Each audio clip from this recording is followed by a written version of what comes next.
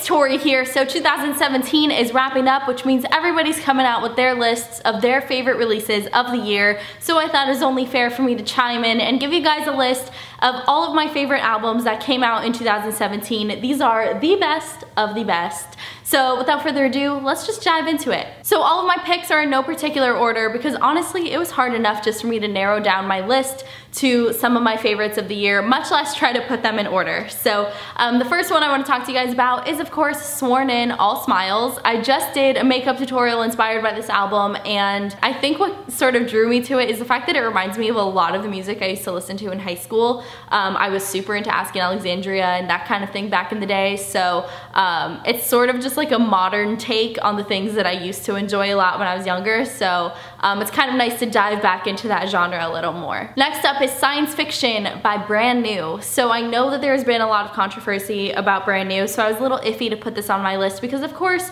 I do not condone inappropriate behavior between artists and fans. I would like to make that so clear. I got really into this album and loved it a lot before all of those allegations came out, and I still do enjoy listening to it, and I'm not going to discredit their artistry despite what has been happening with the band recently. So next up on my list are my good old friends in Citizen and their album As You Please. I love the dark and moody and, for lack of a better word, emo vibe that they throw into their music, and I think every album is just sort of a progression where they kind of hone in on their style a little bit more. So As You Please, in my opinion, is their strongest work yet, and I absolutely adore every single song on that album. And next up, Grammy-nominated band Code Orange and their album Forever.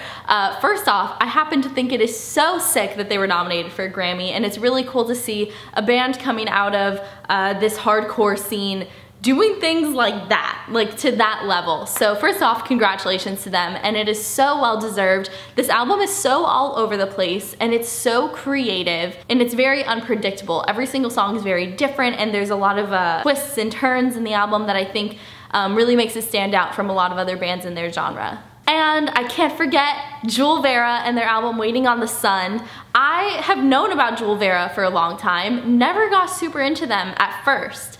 They were on Warped Tour 2015 and they were still kind of a baby band, and I did enjoy a few of their songs, but kind of didn't pay as much attention as they deserved. But even if you weren't on Warped Tour or didn't go to Warped Tour, it's a really fun, upbeat album, really relatable lyrics. Jewel Vera killed it.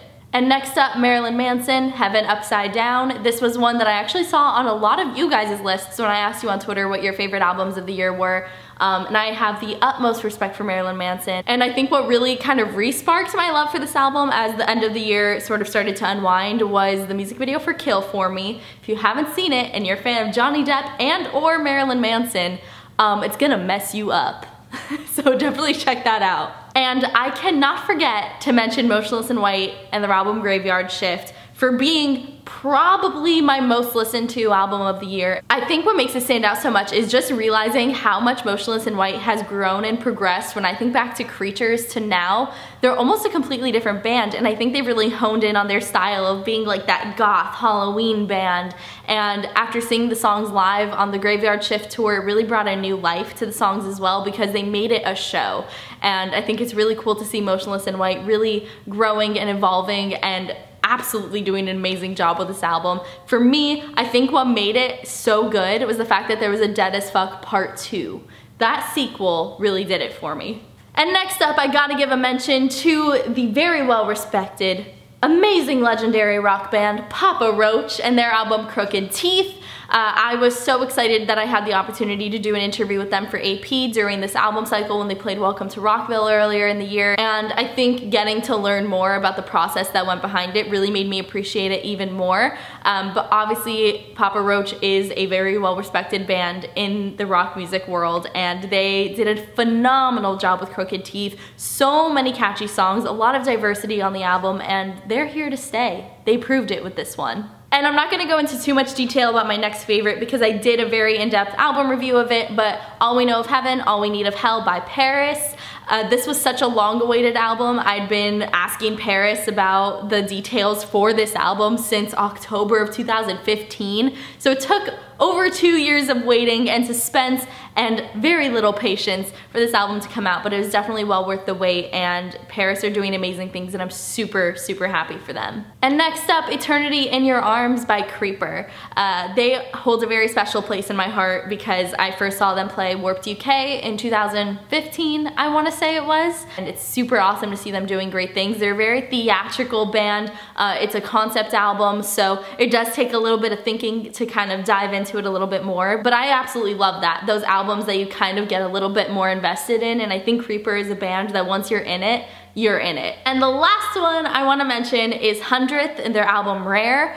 I think this kind of took a lot of people for a loop because I've known them as being a heavy band, and this is absolutely not that. So it's really cool to see an evolution of a band where they take the creative freedom to put out the kind of music that they want to do, even if it does kind of take their audience for a loop. And I know from seeing you guys on Twitter that you've also really enjoyed this album, so I love that we can embrace enjoying good music for good music and not holding a band to a certain genre. So 100th is a great example of that.